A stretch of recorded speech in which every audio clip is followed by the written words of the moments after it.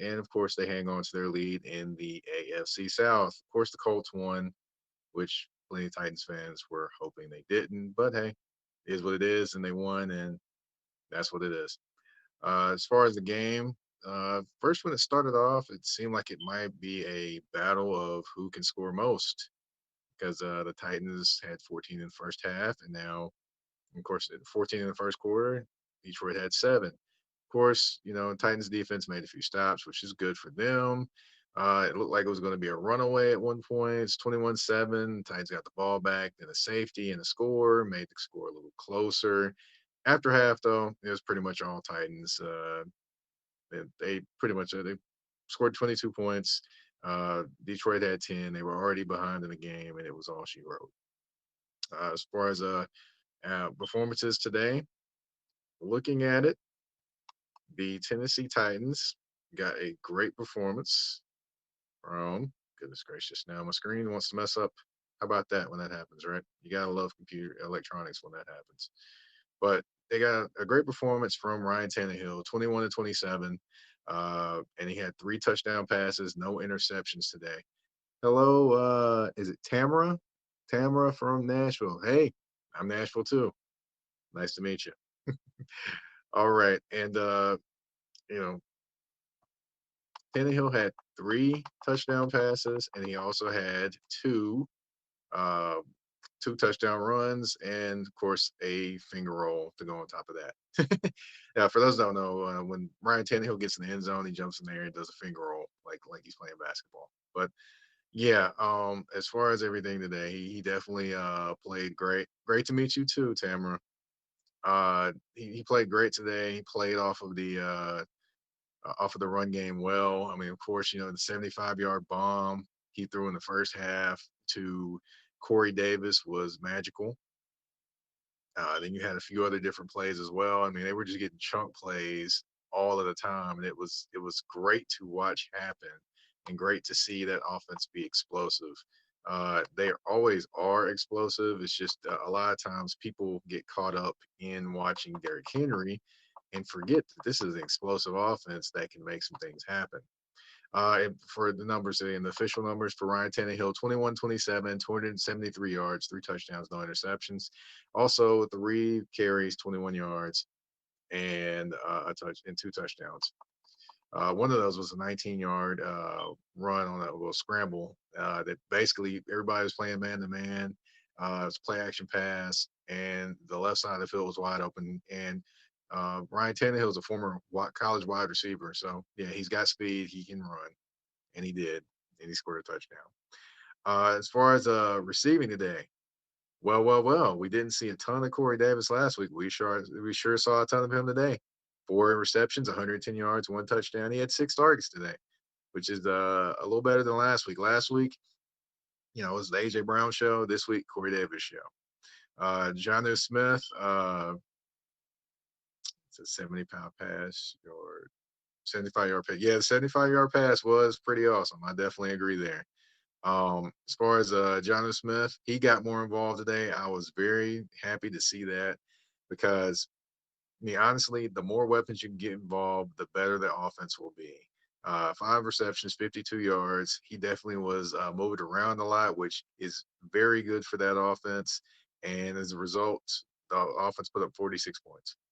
There you go. It's not a coincidence when Johnny Smith's involved, the offense really gets cooking. Not a coincidence. AJ Brown, 5 receptions, 44 yards.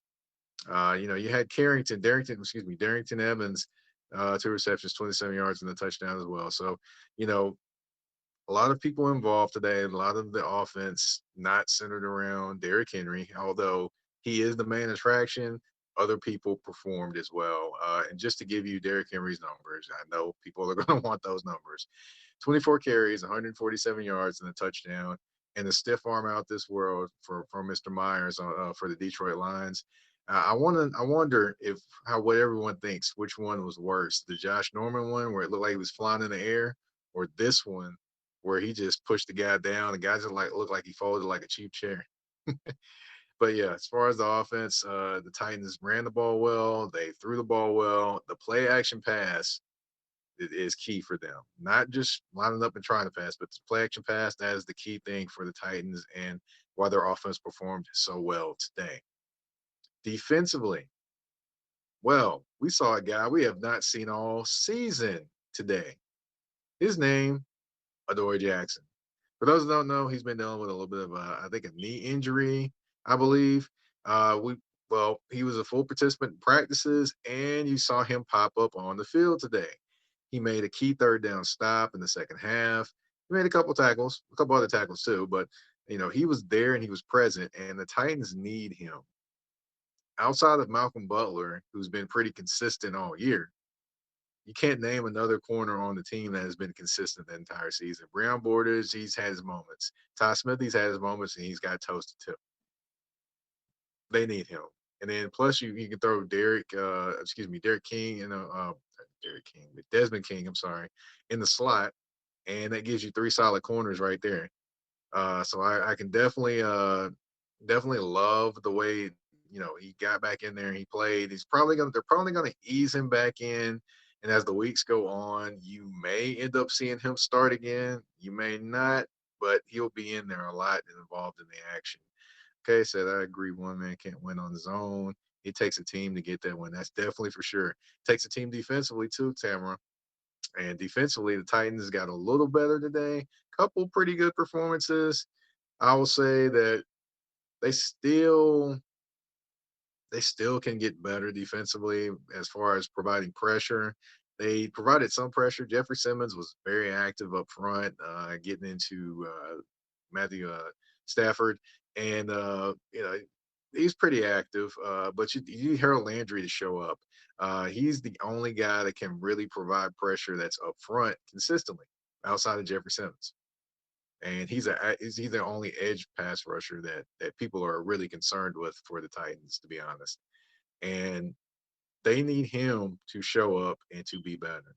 If he can show up, be better, do some things, draw some attention, something, then it will open up things for Jeffrey Simmons too. And you'll see him be his true self.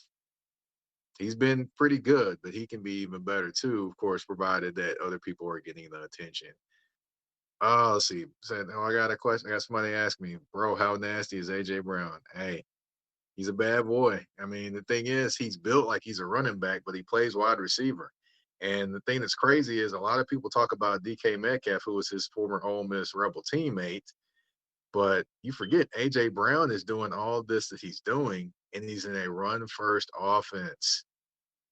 Yes, he's in a run first offense, and he's only played 12 games this year, and he's got 10 touchdown catches. And a lot of people want to say DK Metcalf is just a better all around wide receiver, but he has an advantage because he plays in a passing offense. And I mean, he has another weapon to take attention away from him. I like Corey Davis, and I think Corey Davis is good, but I don't know if he's doing, taking away as much attention as Lockett is in Seattle. So, definitely got two good wide receivers. Not saying they're not two good wide receivers, but yeah, definitely AJ was better at Ole Miss. Yeah, DK was just a freakish athlete. So, but he still make plays, but he's just a freak. He was just a freakish athlete at that point. Patrick Voss, what's going on? Hello from Chicago. Yes, home of one of my favorite teams. No, I'm not talking about football, the Bears, but well, a couple of my favorite teams, if you want to be matter of fact. So, yeah. But as far as the Titans, I'll say this: the best thing that came out today for them is the win total. They will not be 9-7 this year. For all Titans fans, that number 9 and that number 8 and that number 7 is that's bad. That's bad for the Titans. Because the Titans, those numbers 9, 8, and 7 are familiar with a certain coach that used to be here. His name's Jeff Fisher. And a lot of Titans fans, even though he made them, they were solid up under him. They couldn't escape the 9-7 and 8-8s and the 7-9s. But yeah, they are 10-4. They will have a double digit win total this year, which is huge for the Titans, huge for Mike Vrabel as the head coach. That he will not be 9-7 this year. Of course, they cannot stop winning. They still have Green Bay on the schedule, folks. Yes, that Green Bay that beat up on the Panthers the other night. However, I will say one good thing when they're playing against the Panthers, excuse me, not the Panthers, the Packers. The one good thing playing against the Packers have issues stopping the run. Guess who runs the football a lot? That'd be the Tennessee Titans. All right. So, again, 46-25, Tennessee Titans defeat Detroit Lions. Uh, Ryan Tannehill has a career day with 5 total touchdowns, 3 passing, 2 rushing. Derrick Henry, 24 carries, 147 yards. Corey Davis, 4 receptions, 110 yards. And hey, one thing I want to say, you've got to actually give credit and talk about this wide receiver crew, especially Corey Davis and AJ Brown. Both of them are explosive. Both of them are making plays. Both of them are doing their thing. It'd be crazy if both of them ended up with 1,000 yards and then you have a 1,500-yard rusher. Let's see where Corey Davis is right now. I'm going to check and see where he is on receptions and things right now. Let's see. Right now, hmm, let me go check and see his stats real quick if you don't mind. I'm going to take a look at those real quick. All right. As far as his stats right now, he's at 835 yards. That's not bad. He's got let's see, 11 games played.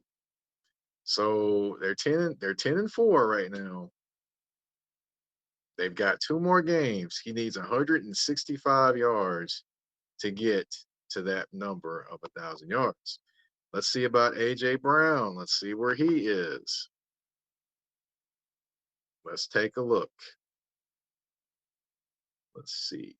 Looking up AJ Brown's stats just to see where he is as well, because we could potentially could have 2,000 yard receivers and a 1,500 yard running back with the Titans this year. If that hadn't been done, I don't remember the last time that's been done with the Titans. I don't. That tells you a lot about this offense. I said, how clutch is it that Brady is going to the NFC? Well, I don't know how clutch it is, but they're still that team, the Kansas City Chiefs. You have to worry about Shock C. They're still that team, the Kansas City Chiefs. And taking a look at it. Yeah. Let's see. AJ Brown's not far from 1,000 yards either. So both of them actually need to get. I would say both of them need to get roughly about 100 or so, 100 and they're both about 140 yards, 160 yards away from getting 1,000 yards. That would be something. Get 1,000 yard wide receivers and a 1,500 yard plus running back.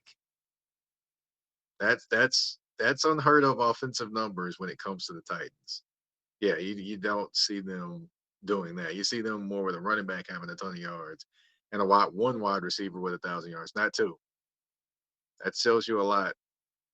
Titans also this month, I don't know if anyone noticed, but they put over 30 plus points every game this month.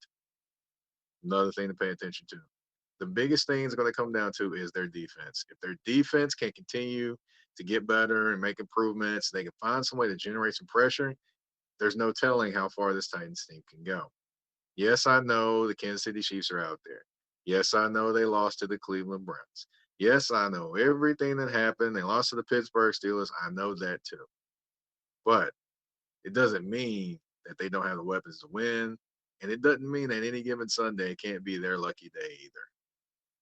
We'll see what happens. You've been checking out this live video on the Haps app. For those that aren't familiar with the Haps app, basically what I do is I go on here and I record on here, and it goes out to Facebook, goes out to Twitter, let's see, YouTube, anywhere I'd like for it to go that's within the grasp of the Haps app, and basically just records all at one time in one place in all those places. great thing to have, great tool to have. And also, if you're just a fan of journalism when it comes to sports, when it comes to politics, when it comes to all those different things, music, you can come here and check it out. Trust me, you'll love it. You'll love it. You'll love it. And it's definitely a great app to have and very, very informative app as well. And as far as if you want to find me and my work at Titans, you can catch me on the 3 Point Conversion. That's the number 3pointconversion.com. Titans article there every week. Also, you can catch me here, of course, every Sunday or every day the Titans play. If it's on a Saturday, I'll be there too. And then also, as far as on Twitter, on social media, you can catch me on Twitter at Mike Patton 82. That's Mike Patton 82. I thank you all for tuning in today. Thank you all for commenting and asking questions and those type of things. I look forward to coming back and maybe talking a little wide receiver competition during the week potentially. But I'm always going to be back on the weekends for the Titans. It's Mike Patton. I'm out. Y'all have a good weekend. Rest of your weekend.